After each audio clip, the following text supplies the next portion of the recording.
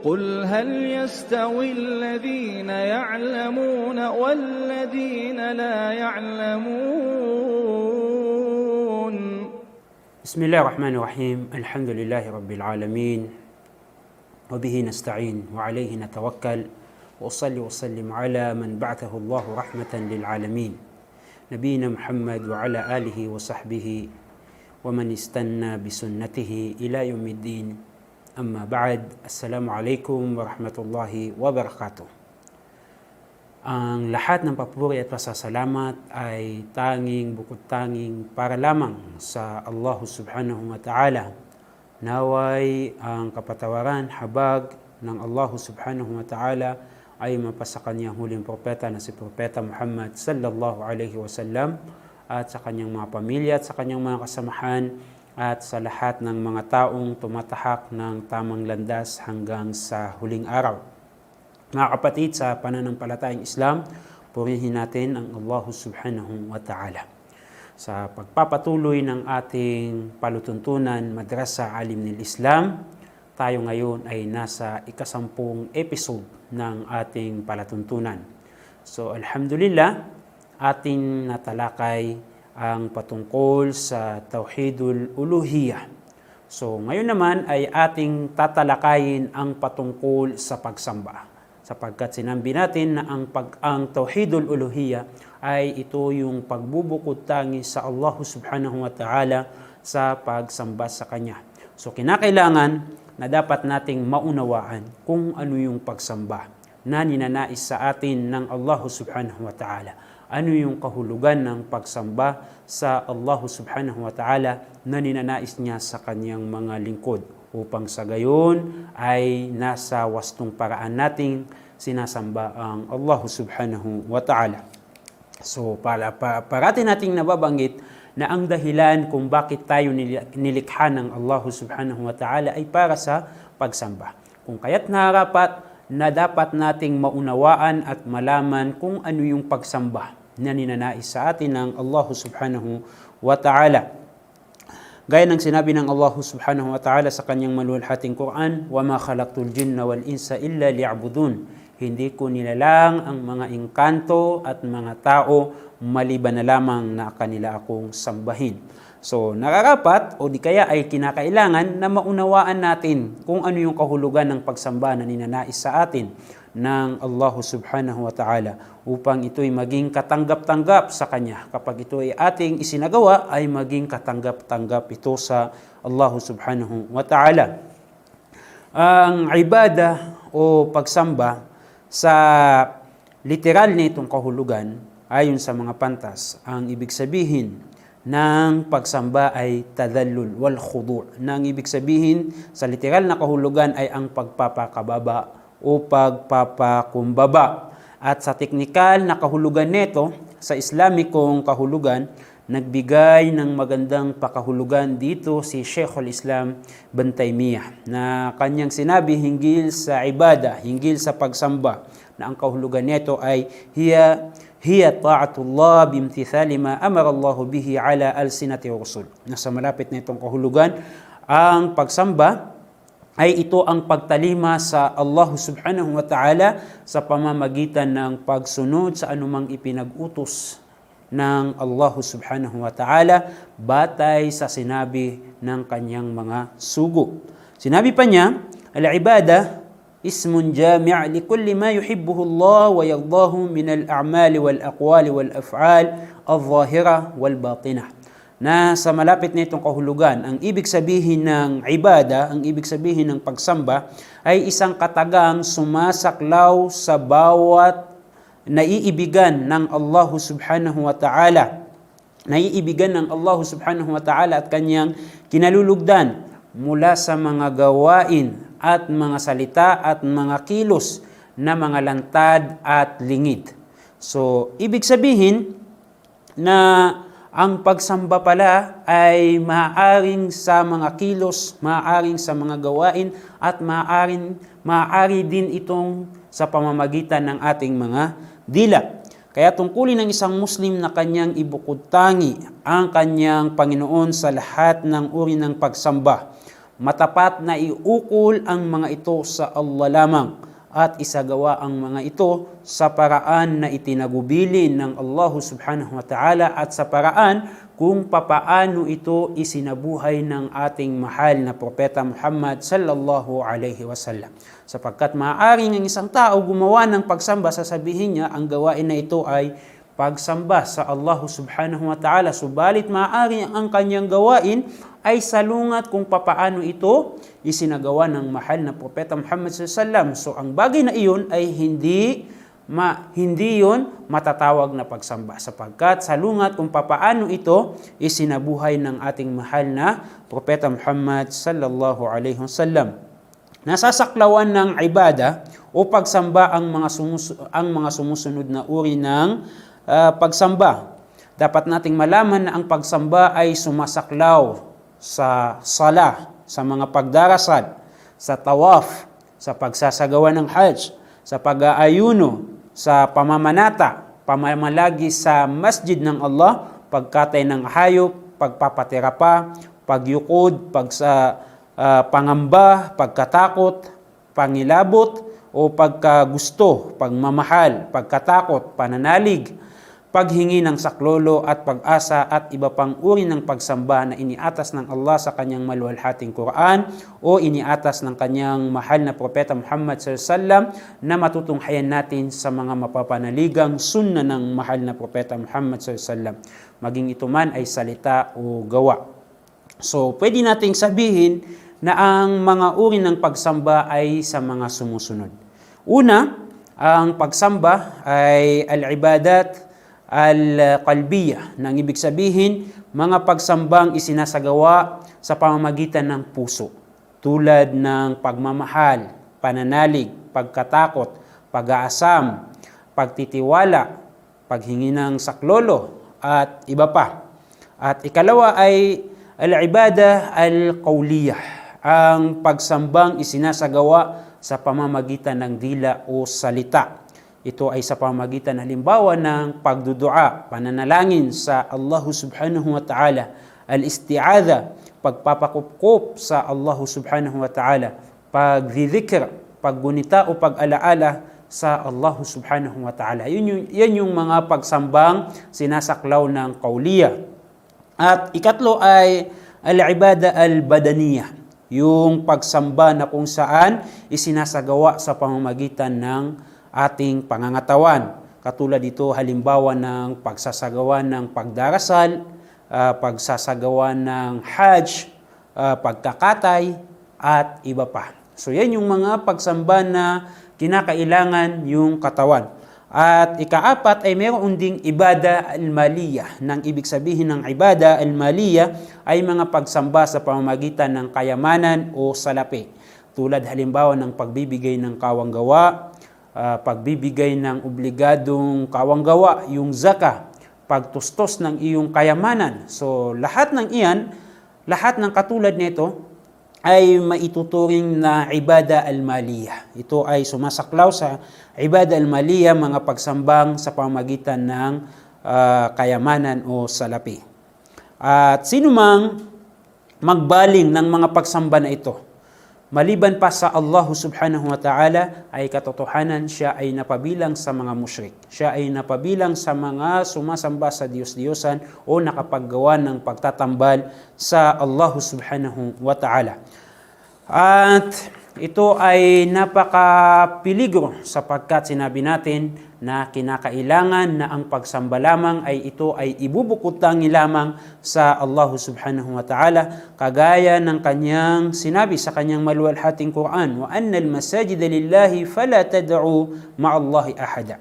At tunay na ang mga masjid, ang mga bahay dasalan ay para lamang sa Allah subhanahu wa ta'ala, kaya huwag kayong mananalangin sa isa pa kasama ng Allah. O di kaya huwag kayong mananalangin bukod pa sa Allah subhanahu wa ta'ala. So ito ay nagpapatunay na ibubukod tangi ang pagsamba, kagaya ng panalangin na ito ay bukod tanging para lamang sa Allah subhanahu wa ta'ala. Ang salitang isa pa doon sa ating binanggit na aya ay sumasaklaw sa lahat ng nilikha. maging ito man ay sugo o anghel o banal na tao o mabuting tao. So hindi mo pwedeng isama yun sa Allah subhanahu wa ta'ala. Hindi mo pwedeng ipantay yun sa Allah subhanahu wa ta'ala na sasambahin mo ang Allah subhanahu wa ta'ala at gagawa ka ng tagapamagitan sa Allah subhanahu wa ta'ala gaya ng nabanggit nating sugo, anghel, mabuting tao o matutuwid na mga tao. Sapagkat yan ang sumisira sa pagsamba sa Allah subhanahu wa ta'ala. So narapat na ibaling lamang natin ang anumang uri ng pagsamba habang tayo ay nabubuhay dito sa mundong ito sa Allah subhanahu wa ta'ala sapagkat ito ay kanyang karapatan sa atin. Sinabi ng Allah subhanahu wa ta'ala, "Qul inna salati wa nusuki wa mahyaya wa mamati lillahi rabbil alamin la sharika lah wa bidzalika umirtu wa ana awwalul muslimin." Nasa malapit na itong kahulugan, sabihin mo, O Muhammad, inna salati, katotohanan ng aking pagdarasal, wa nusuki, at ang aking pag-aalay ng hayop, wa mahyaya wa mamati, at maging ang aking buhay, buong buhay ko, maging ang aking kamatayan, ay lillahi rabbil alamin. Ito ay bukod tanging para lamang sa Allah subhanahu wa ta'ala, ang Panginoon ng lahat ng nilalang. La sharika la, ito ay walang pagtatambal, walang halong pagtatambal. Wa bidzalika umirtu, kung kaya't diyan ako pinag-utusan ng aking Panginoong Allah subhanahu wa ta'ala, wa ana awwalul muslimin, at ako ang kauna-unahang sa hanay ng mga mananampalataya sa Allah subhanahu wa ta'ala. So, yan yung karapatan sa atin ng Allah subhanahu wa ta'ala na hindi natin pwedeng haluan ng pagtatambal. Yung pagsamba sa Allah subhanahu wa ta'ala. At kabilang sa dahilan ng paggawa ng pagtatambal sa Allah subhanahu wa ta'ala, kung bakit ang mga tao sila ay nahulog sa pagtatambal sa Allah subhanahu wa ta'ala ay dahil sa pagmamalabis, sa pagdakila sa mga salihin, sa mga matutuwid na tao, kagaya ng pagmamalabis sa mga propeta at sugo ng Allah at pagmamalabis sa mga matutuwid na mga tao. Na ito ay mula noon hanggang ngayon ay natutunghayan natin ang pangyayaring ito na laganap ang pagmamalabis at pagdadakila sa mga propeta at mga sugo at ganoon din sa mga matutuwid na mga tao. Kung kaya't ang mga tao sila ay humantong sa gawain ng pagtatambal sa Allah subhanahu wa ta'ala. Labis-labis ang kanilang pagdakila rito mula sa salita maging sa paniniwala. Kagaya ng ating natutunghayan sa pananampalataya ng Kristyanismo na makikita natin na labis-labis ang kanilang pagdakila kay Jesus o Isa alayhi salam. Kanilang labis na iniangat, labis nilang dinakila si Jesus hanggang sa ito ay kanilang sabihin na si Jesus ay anak ng Diyos, si Jesus ay kabilang sa Diyos, si Jesus ay Diyos. Kagaya ng paglalarawan ng Allah subhanahu wa ta'ala sa maluwalhating Quran, Ya ahlal kitab, la taghlu fi dinikum, wala taqulu ala Allah illa al-haq. Innamal masihu Isa ibn Maryam Rasulullah wa kalimatuhu alqaha ila Maryam wa ruhun min. Nasa malapit na itong kahulugan, sinabi ng Allah subhanahu wa ta'ala bilang address sa mga angkan ng kasulatan. O angkan ng kasulatan, huwag kayong magmalabis sa inyong relihiyon at huwag kayong magsabi tungkol sa Allah ng hindi katotohanan. Innamal masihu Isa ibn Maryam Rasulullah. Si Isa, si Jesus, na anak ni Maria ay isang sugo ng Allah subhanahu wa ta'ala. Salita niya na ito ay mangyari at mangyayari na ipinasa niya kay Maryam at isang espiritu mula sa Allah subhanahu wa ta'ala. So makikita natin na ang mga Kristyanismo, ang Christianity ay labis ang kanilang pagdakila kay Jesus. Samantalang maging sa kanilang aklat ay mapapatunayan na siya ay sugo ng Allah, siya ay lingkod ng Allah subhanahu wa ta'ala. Ganun pa man, labis-labis ang kanilang pagdakila hanggang sa humantong sa punto na kanilang nasamba ang Allah subhanahu wa ta'ala. So sila ay nakagawa ng pagtatambal sa Allah subhanahu wa ta'ala na ito yung siyang pinakamalaking kasalanan na magagawa ng isang tao. Kung kaya't labis-labis din ang pagbabawal sa atin ng ating mahal na Propeta Muhammad sallallahu alaihi wasallam hinggil sa pagmamalabis sa mga matutuwid na tao, maging sa kanya ay ipinagbawal niya na siya ay purihin, siya ay dakilain ng labis-labis mula sa pagsasalita maging sa paniniwala.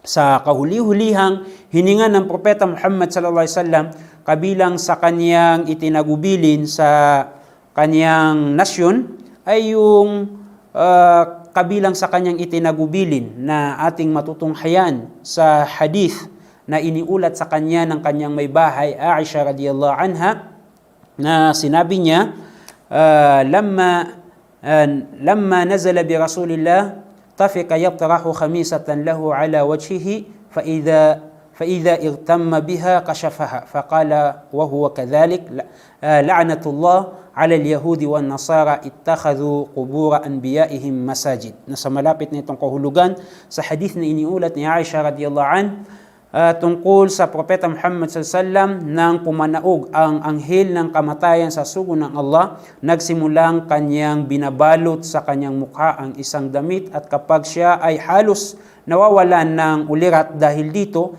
inaalis niya ito at nagsasabi sa gayong kalagayan, la'natullahi 'alal yahudi wan nasara ittakhadhu qubur anbiya'ihim masajid.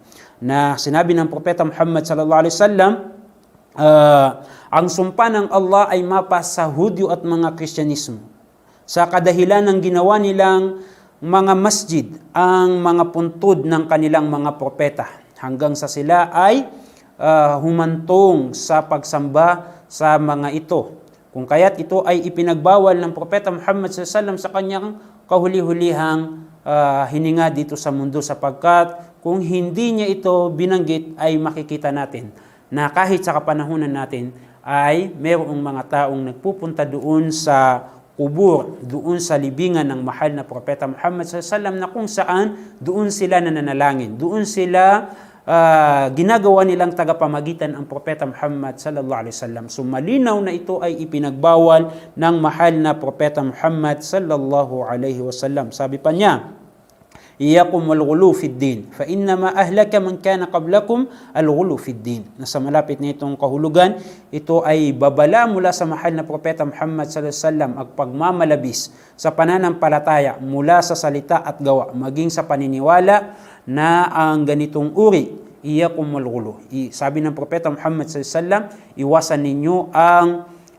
pagmamalabis sa pananampalataya, sapagkat ito ang dahilan kung bakit winasak ng Allah subhanahu wa ta'ala ang mga nauna sa inyo, dahil sa kanilang pagmamalabis sa kanilang mga propeta, sa kanilang mga matutuwid na mga tao, kung kahit sila ay pinadalhan ng Allah subhanahu wa ta'ala ng kaparusahan. At ito ang naging sanhi kung bakit sila lumihis sa tamang landas. So, ang hinihiling sa atin sa pagsamba natin sa Allah subhanahu wa ta'ala ay ang gawin natin kung ano man yung ipinag-utos sa atin ng Allah subhanahu wa ta'ala na pagsamba. At huwag tayong magmamalabis dito. Gaya ng sinabi ng Allah subhanahu wa ta'ala, fastaqim kama umirta wa man taba ma'ak wa la tatghaw innahu bima ta'maluna basir. Na sa malapit na itong kahulugan, fastaqim kama umirta. Ikaw ay magpakatuwid, kagaya kung papaano ito ipinag-utos sa iyo at sa mga taong nagbabalik loob sa Allah subhanahu wa ta'ala. Wala tatghaw, at huwag kang magmalabis sa pagsamba sa Allah subhanahu wa ta'ala. Huwag mo itong dadagdagan, huwag mo naman itong babawasan. Innahu bima ta'maluna basir. Katotohanan ang Allah subhanahu wa ta'ala, siya ang higit na nakakaalam, ang nakakabatid. So hanggang dito na lamang, naway naunawaan natin ang kahulugan na nais ipaabot sa atin ng ating pananampalatayang Islam. Wa akhiru da'wana anil hamdulillahi rabbil alamin. Assalamu alaikum wa rahmatullahi wa barakatuh. قل هل يستوي الذين يعلمون والذين لا يعلمون